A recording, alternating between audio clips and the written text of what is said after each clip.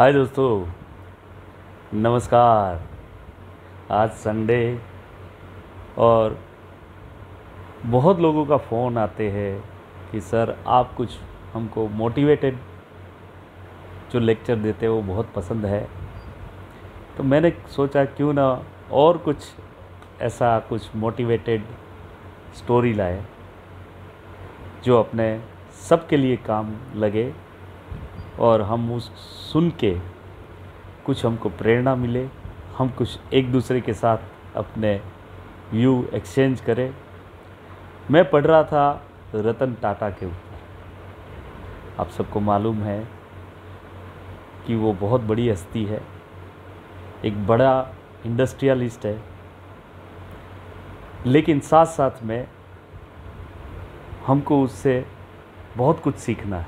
आज मैं 5 बातें उनके बारे में बताऊंगा। आप सुनिए, समझिए और आपके राय मुझे कमेंट में दीजिए। आपको मैं ये बता दूं कि रतन टाटा जी ऐसा बोलते हैं कि मैं सही फैसले नहीं लेता हूँ, फैसले लेने के बाद मैं उसको सही करता हूँ। क्या बोला है, क्या विश्वास है। तो आइए पहला चीज़ समझते हैं कि रतन टाटा जी बोलते हैं कि मैं ड्रीमर नहीं हूँ, लेकिन मैं पहले अपने आप को बिलीव करता हूँ। उसका एक एग्ज़ाम्पल है, जैसे कि अपना भारत देश 1948 में जब स्वतंत्र हुआ, तब हम लोग साइकिलें, घोड़ा गाड़ी वो सब यूज़ करते थे। धीरे धीरे कारें आई, धीरे धीरे हमारे यहाँ बाहर से कारें आने लगी और 1998 में पहली कार रतन टाटा जी ने इंडिगा बनाई, टाटा इंडिगो, जो आप लोगों ने देखी होगी, जो कि पूरी इंडिजीनियस थी। तो आप समझ सकते हैं कि उनका खुद के ऊपर बिलीफ कितना था।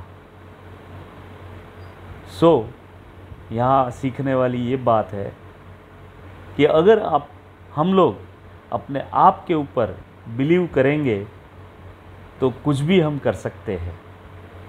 ये चीज़ उनसे सीखने जैसी है। और दूसरी बात जो मुझे आपको बतानी है वो है, एक बार रतन टाटा जी गाड़ी में सफ़र कर रहे थे, तभी तेज़ बारिश हो रही थी और रेड लाइट जब आई वहाँ पे उसकी कार खड़ी, उसने देखा कि एक परिवार जो स्कूटर पे जा रहा था वो बहुत भीग रहा था, इसलिए फ्लाईओवर के नीचे जाके पानी से भीगे नहीं, इसलिए खड़े हो गए। तब उसको ऐसा सोच आई कि क्यों नहीं हम एक छोटी सी कार बनाए, ताकि ऐसे जो मीडियम वर्ग के आदमी है उसको उसका लाभ उठाए और थोड़ा कंफर्ट रहे। तो जब उसने ये ठान लिया, तब उसने सोचना चालू किया कि मैं कुछ ऐसी रीज़नेबल रेट की एक कार बनाऊंगा। तो जब उसने अनाउंस किया तो एक जर्नलिस्ट ने उसको पूछ भी लिया कि आप क्या वैल्यू की कार बनाना चाहते हो। तब उसने बोला कि मैं 1 लाख के अंदर की मैं एक कार बनाना चाहता हूँ। जब उसने बोल दिया तो उसने अपने सब लोगों को बुलाया, उनको सबको टारगेट दिया कि भाई हमको इस टाइप की एक गाड़ी बनानी है। पूरे इंडिया में ये न्यूज़ इतनी फैल गई कि टाटा अभी 1 लाख वाली गाड़ी लेके आ रहा है। पूरी दुनिया में ये फैल गया। इंडिया तो ठीक है, लेकिन पूरी दुनिया में ये फैल गया कि टाटा 1 लाख की एक गाड़ी लेके आ रहा है। और ये सब रतन टाटा ने पूरा ध्यान दे के चालू किया, कार बनाई, लेकिन कार चली नहीं। पहले तो बहुत सेलिंग हुई, एडवांस में बुकिंग हुई, लेकिन टाटा जी बोलते हैं, रतन टाटा जी, कि क्योंकि वो 1 लाख का टैग लग गया इसलिए उसकी मार्केटिंग सही हुई नहीं। बट इस स्टोरी से हमको ये तो सीखना मिलता है, चाहे आदमी जो भी लेवल पे पहुँचे, लेकिन अपना इमोशनल नहीं छोड़ना चाहिए। उसने दूसरे के बारे में 100% सोचना चाहिए।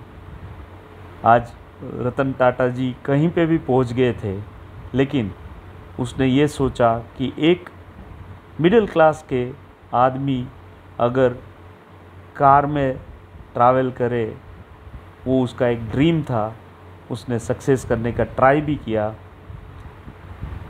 बट एक और चीज़ जानने के लिए बहुत ज़रूरी है कि टाटा ने जब ये नैनो कार मार्केट में लॉन्च की तो बहुत सी दूसरी कंपनियां उसको कॉम्पीट करने के लिए मार्केट में आ गई। पहले बहुत प्रीमियम रेंज ही बिकती थी और प्रीमियम रेंज ही चलती थी मार्केट में। कोई ऐसी मिडिल क्लास के लिए कोई गाड़ियाँ नहीं थी टाटा नैनो के पहले। तो सब दूसरी कंपनियों ने भी यही चालू किया टाटा नैनो को देख के। और आज भी अगर मैं बात करूं तो सबसे ज़्यादा ये सेगमेंट की कार मार्केट में बहुत है, वो खाली रतन टाटा की वजह से, टाटा नैनो की वजह से है। तो ये हमारी दूसरी सीख है, हम इमोशनल बने, दूसरे के बारे में सोचें। लेसन नंबर 3 जो रतन टाटा जी से हमको सीखनी थी, जब टाटा इंडिका लॉन्च किया उसके बाद कंपनी घाटे में चलने लगी। फिर एक डील फाइनल हुई फोर्ड कंपनी के साथ कि ये जो कार है, कार का बिज़नेस उनको बेचने के लिए। तो जब मीटिंग चल रही थी तब बिल फोर्ड जो उनके फोर्ड्स के मालिक थे, उसने रतन टाटा जी को और पूरे मैनेजमेंट को ये बोला कि आपको अगर बिज़नेस नहीं आता है तो आपको ये बिज़नेस करना नहीं चाहिए। जो कि रतन टाटा जी को बहुत बुरा लगा। उस टाइम उसने ये डील कैंसिल कर दी और अपने पूरी टीम को बुला के उसने नक्की किया कि हम ये बिज़नेस नहीं छोड़ेंगे और पूरी लगन से हम काम करेंगे और सक्सेस करेंगे। और उसकी बात की स्टोरी आप सबको पता है। टाटा इंडिका बहुत सक्सेस हुई, बहुत मार्केट में चली, लास्ट में बहुत टैक्सी के रूप में भी हमने देखी गाड़ी को। और एक टाइम ऐसा आया कि फोर्ड कंपनी जो बुरे वक्त में पास होने लगी और दिवालिया हो चुकी, तो जब रतन टाटा को पता चला 10 साल के बाद उसने ये कंपनी को ख़रीद लिया। इसका मतलब बहुत सीधा है कि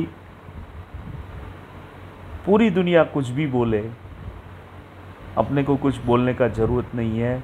आपका सक्सेस ही आपको बोलता है और आपको कहीं पे अपने बारे में या अपनी एबिलिटी के बारे में बोलने का ज़रूरत नहीं है। आपका सक्सेस आपको आगे लेके जाएगा और वही पूरी दुनिया को बताएगा कि आप क्या है। और चौथी बात ये है रतन टाटा जी की कि बिज़नेस रिलेशन तो सब रखते हैं, लेकिन अपनी ज़िंदगी में से रिलेशन को भी रखना एक बहुत मायना रखता है।